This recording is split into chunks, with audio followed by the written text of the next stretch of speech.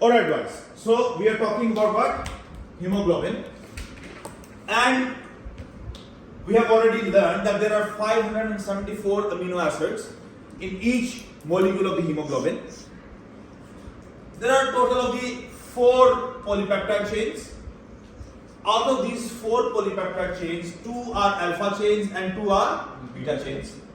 Each alpha chain contains 141 amino acids and each beta chain contains 146 amino acids. Now if I represent these alpha chains and beta chains in this way, one thing is very, very important that we have discussed this yesterday as well, that these alpha and beta chains, they are connected by what? By disulfide bridges. Now here I have a question. Which amino acid contains sulfur that helps in making these disulfide bridges? Cytosine. Right? What is the name of the amino acid? Cytosine. Now another which is very, very important thing, that each polypeptide chain, there are 4 polypeptide chains, and each polypeptide chain has a heme group attached with it. Now, remember one thing, that every heme group,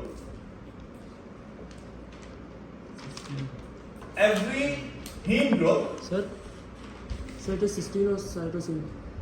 sorry, cysteine. These are the spellings. Yes. Every heme group, it can attach with it one oxygen molecule. Every heme group can attach with it what? One oxygen molecule. Now in one molecule, this is what? This is one molecule of hemoglobin. Now hemoglobin, we can represent it with capital H, small b as well. And how many heme groups are there? There are 4. So with each heme group, 1 or 2 is attached, right? So it means that one molecule of hemoglobin can carry 4 molecules of oxygen. Remember this one thing, that each molecule of hemoglobin can carry 4 molecules of oxygen, because with each heme group 1 O2 will be attached. So 4 polypeptides, 4 O2. Understand? Or in other words, we can also say that each molecule of hemoglobin can carry 8 oxygen atoms. Can carry 8 oxygen atoms and 4 molecules of oxygen. Now if you guys remember, yesterday we did talk about the quaternary structure. And remember one thing, all the protein molecules which are soluble in water, they will always be globular proteins. They will always be globular proteins. And we learned that those globule structure is because of the hydrophobic and hydrophilic interactions. Those amino acids which are hydrophilic, they tend to remain on the outer side of the globule. And the ones which are hydrophobic, they tend to come inward of the polypeptide. Now, if you guys remember, yesterday we said that let's suppose that this is what? This is one alpha chain, right? This is another alpha chain, right? We learned that there are 2 alpha chains, and what is this? This is a tertiary structure, this is a tertiary structure, right? Let's suppose that this is what? This is a beta chain. This is a second beta chain, right? Now what will happen? That these 4 are tertiary structures. They are not joined together. They are not joined together. When these 4 tertiary structures join together like this, that they join together like this over here, and these also join together like this. And how they will join together? They will join together with the help of what? Disulfide bridges. Now what is this? This is the quaternary structure.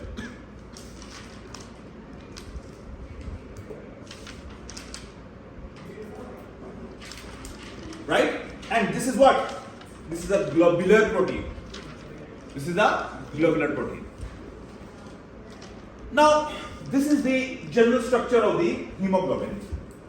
You have learned about sickle cell anemia before, Yes, yes. right? Yes. Now, a normal red blood cell, you guys have learned the shape of the red blood cell, that it is round, disc shape. Bioconcave. Round disc.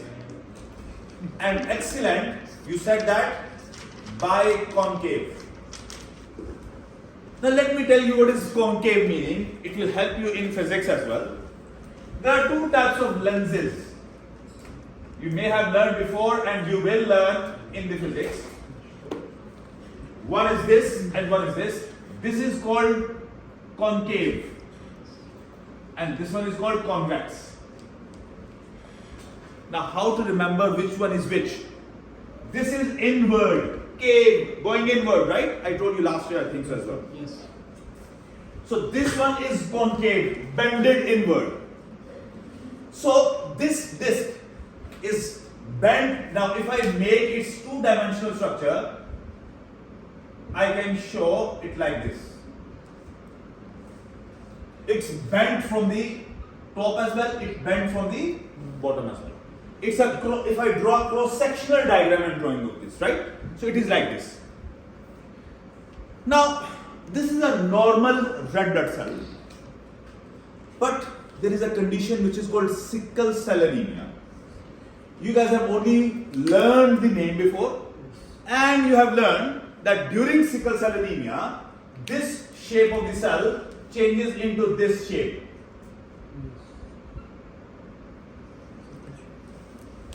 Right? It becomes sickle shape.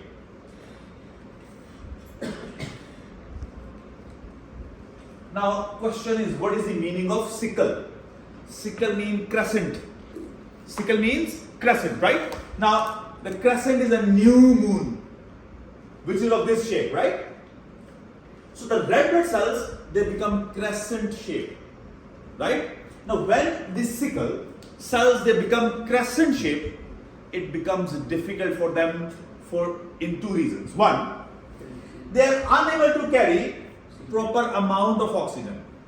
Before, 4O2 was carried, right? Now oxygen cannot be carried properly. I am going to explain you how. Second, let's suppose that this over here, this is a blood vessel, this is a blood capillary. To be more precise, you have learned that in blood capillaries, red blood cells move in one line, in a disciplined way, right? Why the red blood cells move in one line? I taught you in the first chapter, who remembers? I told you this in first chapter, and I told you I will ask from you guys. Can you repeat the question? Why red blood cells, they move only in one line in the capillaries? So don't move out. To carry oxygen in one direction. No? So they Now- can feel as much. So now, stop now. Now listen to the answer, which I have already told you. Who remembers what is the diameter of a red blood cell? 7 micrometer. And I also told you that the blood capillaries diameter is also 7 micrometer. Now, as the red blood cell's diameter is 7 micrometer, blood capillaries diameter is also 7 micrometer, so only one red blood cell can move. Understand? So only red blood cells, they will move in one line. This is 7 micrometer. This is also 7 micrometer. But what if the cell becomes sickle shape, right? I'm going to explain that in detail. What can happen? That these cells, let's suppose this is one cell, this is another cell. They can get stuck together like this, right? Because of their opposite shapes, they can get stuck. When they get stuck, the blood vessels can be blocked.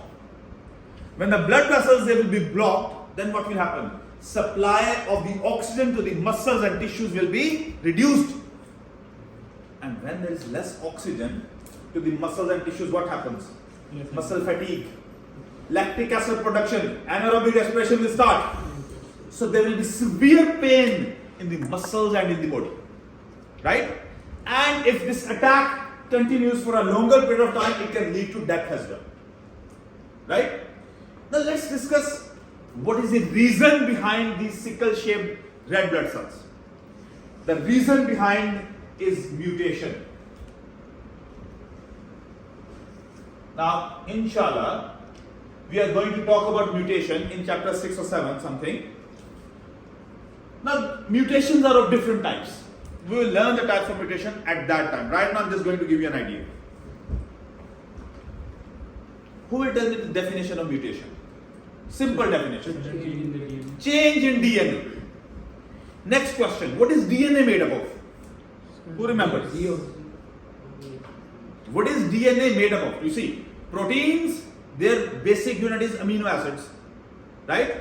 Polysaccharides, their basic unit is like monosaccharides. The lipids, their basic units are glycerol and fatty acids. What is the basic unit of DNA? Nucleotides. What is the basic unit of DNA? Nucleotides. And in DNA, there are 4 types of nucleotides: adenine, guanine, cytosine, thymine. Let's suppose that this is the sequence A, T, C, G, C, C, T, C, A, C, G, right? And I have taught you in grade 10 that this 3 nucleotides, they make one codon. Remember that or not? Which code for one amino acid? Now, what happens if one of this nucleotide changes? What happens? A, T, C, G, G, C, T, C, A, C, G, A. Now, this is codon, codon, codon, codon. But what has happened over here? Changed. We will call it what? Point mutation. One nucleotide changed. We'll call it what? Point mutation. So what happened? You see, and remember, I told you last time as well.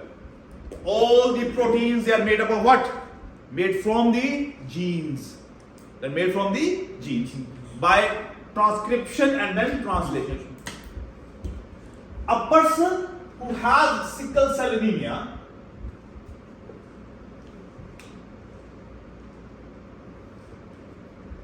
has defective beta chains. Have what? Defective beta chains. Now, in the beta chain, how many amino acids are there? 146. Remember this or not? Yes. Now, let's suppose that this is the amino acid number 1, 2, 3, 4, 5. Now, the normal hemoglobin at 6th position,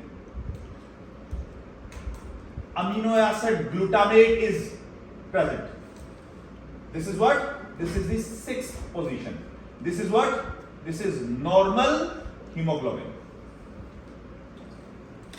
A person who has normal hemoglobin, in his beta chain of the hemoglobin, at 6th position glutamate amino acid is present. The person who has defective hemoglobin, who has sickle cell anemia, his hemoglobin at 6th position, 1, 2, 3, 4, 5, instead of glutamate, another amino acid is present, valine, at 6th position. Now this is what? This is defective hemoglobin. Now question is, sir, glutamate is amino acid, valine is also amino acid. What is the difference? The difference is that this amino acid, glutamate, is a polar amino acid. Glutamate is a polar amino acid, while valine is non-polar amino acid. Now, according to yesterday's knowledge that polar ones tend to remain outside and non-polars tend to go inside. Right? Remember this? That the outer surface there will be what? Polar amino acids, and on the inside there will be what? Non-polar. Non-polar.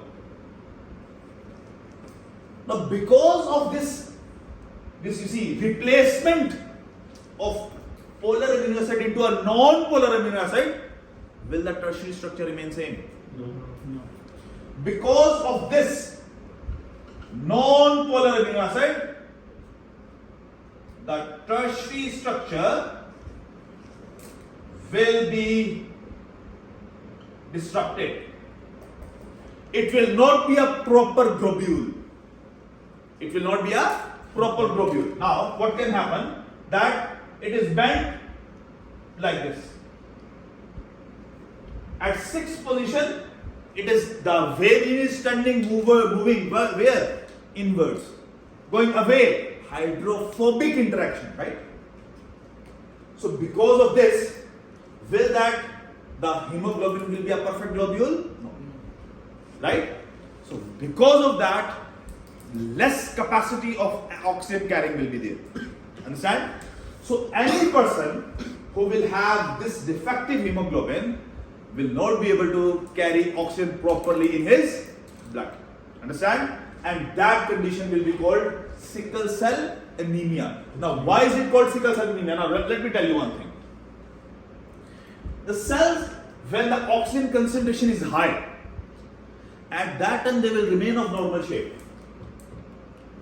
Even of a person who has this defective gene in his body, when the oxygen concentration is high, at that time the cells will remain of the normal shape. But the moment the blood oxygen concentration decrease, the moment blood oxygen concentration decrease, the cells will change into this shape. Sir, like when it starts running or something like that. Excellent, well done. Right? So let's suppose a person do some extra job, extra activity. At that time oxygen will be consumed, right? So at that time his blood oxygen concentration will decrease. At that time he will have attack of sickle cell anemia. Now why do we call it as anemia? Anemia is what? Loss of blood. Simple. Here the blood is not performing its proper job carrying the oxygen, right? If the blood is not there, not enough oxygen carried. Even blood is there but not carrying enough oxygen, that's why still we are calling it as anemia, because conditions are like anemia. Right? Lack of oxygen. Understood? Weakness will be there, muscle tiredness, and severe body pain will be there. Understood? So this is what? This is the sickle cell anemia, and this is what? This is the hemoglobin. Now this is a genetic disorder, so there is no treatment. Only thing is that if the person is being given excessive amount of oxygen. Now if you guys remember last year, O levels, one thing, you learned that there can be 3 phenotypes and 3 genotypes. If you guys remember, HbA, this person is perfectly normal. 100% normal hemoglobin. A person can be HbS, 100% defective hemoglobin is there. Right? This person has sickle cell anemia. And then there is HbA, HbS, heterozygous condition. Do you remember? Yes. Now this person has what? Normal and defective hemoglobin both. This person has both normal and defective hemoglobin. Why? Because this is the example of codominance. Yes. Both alleles express themselves equally. Remember this or not? Yes. So as this person who is heterozygous has both normal and defective hemoglobin, he will not show the signs and symptoms of sickle cell anemia. Why?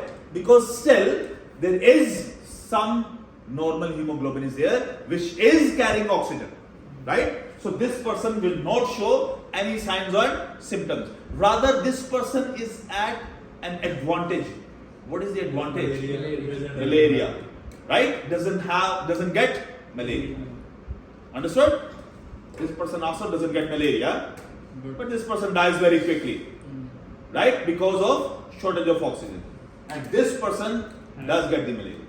Alright? And we also discussed that this allele is persisting in the human community because of its giving advantage in the heterozygous condition. Otherwise, any allele which is not good for any community or any population, it's always wiped out. Right? But it is staying over there because it provides protection from the malaria advantage. Alright?